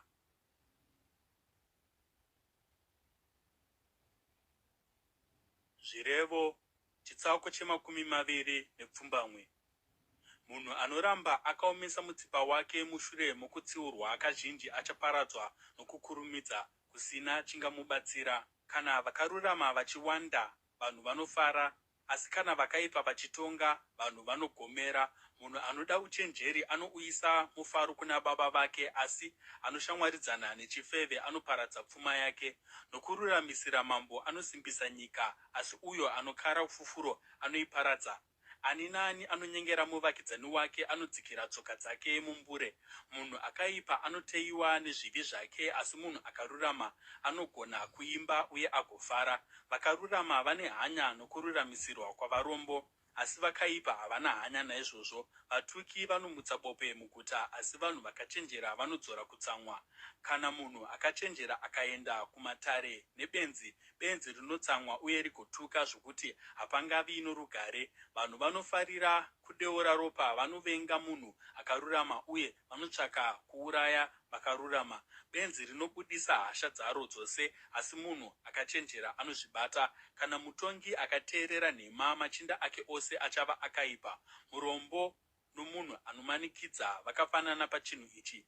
Jehovha ndiye anoita kuti meso avo vose vaone. Kana mambo akatonga varombo nokururamisira, chigaro chake choushe chinogara chakachengetedzeka nguva dzose. Shamhu yokuranga inopa uchenjeri, asi mwana anosiyiwa akadaro achanyadzisa mai vake. Kana vakaipa vachiwanda, nezvivi zvinowandawo, asi vakarurama vachaona kuwa kwavo. Ranga mwanakomana wako, ipapo achakupa rugare, achauyisa mufaro kumweya wako. Pasina chizaruro vanhu vanoramba kuzvidzora, asi akaropafadzwa uyo anochengeta murayiro. Muranda haarayirwi namashoko zvawo chete, nokuti kunyange achinzwisisa haangadaviri. Unoona here munhu anotaura achikurumidza? Benzi rine tariro zhinji kupfuura iye. Kana munhu akaregerera muranda wake kubva paudiki, achazotarisira kodzero dzomwanakomana pakupedzisira. Munhu akashatirwa anomutsa kupesana, uye munhu ane hasha anoita zvivi zvizhinji. Kuzvikudza kwomunhu kunomudzikisira pasi, asi munhu ane mweya wokuzvininipisa achawana kukudzwa. Anoshamwaridzana nembavha anozvivenga iye pachake, anoiswa pasi pemhiko, asi haangakwanisi kupa uchapupu. Kutya munhu kuchava musungo, asi ani naani anovimba naJehovha achagara akachengetedzeka. Vazhinji vanotsvaka nyasha kumutongi, asi kururamisirwa kwomunhu kunobva kuna Jehovha. Vakarurama vanovenga vasina kutendeka, vakaipa vanovenga vakarurama.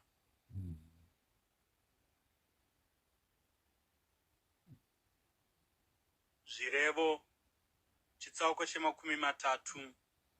Zvirevo zvaAguri mwanakomana waJake. Shoko rake murume uyu akati kuna Itieri nokuna Ukari, ndini munhu asingazivi zvikuru kwazvo pakati pavanhu. Handina kunzwisisa kwomunhu, handina kudzidza uchenjeri, uye handina ruzivo rwaiye mutsvene. Ndiani akakwidza kudenga uye akazoburuka? Ndiani akabata mhepo mumaoko ake? Ndiani akasungirira mvura munguo yake? Ndiani akaisa migumo yose yenyika? Zita rake ndiani, uye zita romwanakomana wake? Ndiudzei kana muchiriziva. Shoko rimwe nerimwe raMwari nderechokwadi, iye chidzitiro kuna avo vanovanda maari. Usawedzera kumashoko ake, kana kuti achakutsiura uye agokuratidza kuti uri murevi wenhema. Zvinhu zviviri zvandinokumbira kwamuri, imi Jehovha: musandirambira izvi ndisati ndafa. Bvisai kusatendeka nenhema zvive kure neni. Musandipa urombo kana pfuma, asi ndipei chete zvokudya zvemisi yose. Zvichida ndingava nezvakawanda kwazvo ndikasakukudzai, uye ndikazoti, Jehovha ndianiko? Kana kuti zvimwe ndingava murombo ndikaba, uye ndikasaremekedza zita raMwari wangu. Usareva muranda kuna tenzi wake, nokuti achakutuka uye uchazviripira izvozvo. kuna avo vanotuka madzibaba avo uye vasingavaropafadzi vanamai vavo, vaya vanozviti vakachena pamaonero avo asi vasina kusukwa tsvina yavo, vaya vane meso anozvikudza nguva dzose, vane matarisiro okushora, vaya vane meno anenge minondo nameno eshaya dzavo anenge mapanga, kuti vaparadze varombo panyika, vanoshayiwa kubva pakati pavanhu. Chikwevarope chine vanasikana vaviri vanodanidzira vachiti, tipei, tipei. Kune zvinhu zvitatu zvisingatongoguti, zvina zvisingamboti zvaringana, guva chizvaro chisingabereki, pasi pasingaguti mvura, nomoto usingamboti zvaringana. Ziso rinotuka baba rinoshora kuteerera mai, richanongorwa namakunguo omumupata, richadyiwa namagora. Pane zvinhu zvitatu zvinondishamisa kwazvo, zvina zvandisinganzwisisi, zvinoti nzira yegondo riri mudenga, nenzira yenyoka paruware, nenzira yechikepe pagungwa, uye nzira yomurume ane musikana. Iyi ndiyo nzira yomukadzi chifeve, anodya agopukuta muromo wake, uye agoti, hapana chinhu chakaipa chandaita ini. Nyika inodedera nokuda kwezvinhu zvitatu, zvinhu zvina zvisingadi kuona: muranda anozova mambo, benzi rine zvokudya zvizhinji, mukadzi akaroorwa asi asingadiwi, nomurandakadzi anotorera vatenzi vake murume. Panyika pane zvinhu zvina zvidiki asi zvakachenjera kwazvo: masvosve, zvipuka zvine simba duku asi anounganidza zvokudya zvawo muzhizha; mbira, zvipuka zvisina simba guru asi dzinoita imba yadzo mumatombo; mashu hadzina mambo asi dzinofamba pamwe chete mumapoka adzo; dzvinyu rinogona kubatwa namaoko asi rinowanikwa mumizinda yamadzimambo. Kune zvinhu zvitatu zvinokufamba kunokudzwa kwazvo, zvina zvinokufamba kunokudzwa kwazvo: shumba ine simba pakati pezvikara, isingadududzi pamberi pechikara chipi zvacho; mafambiro okuzvikudza ejongwe nenhongo yembudzi, uye namambo akakomberedzwa navarwi vake. Kana uchinge waita upenzi nokuzvirumbidza pachako, kana kuti waronga zvakaipa, bata muromo wako noruoko rwako, nokuti somukaka warozva unobudisa ruomba, uye sokudzvinyirira mhino kunobudisa ropa, nokudaro kumutsa hasha kunobudisa kukakavara.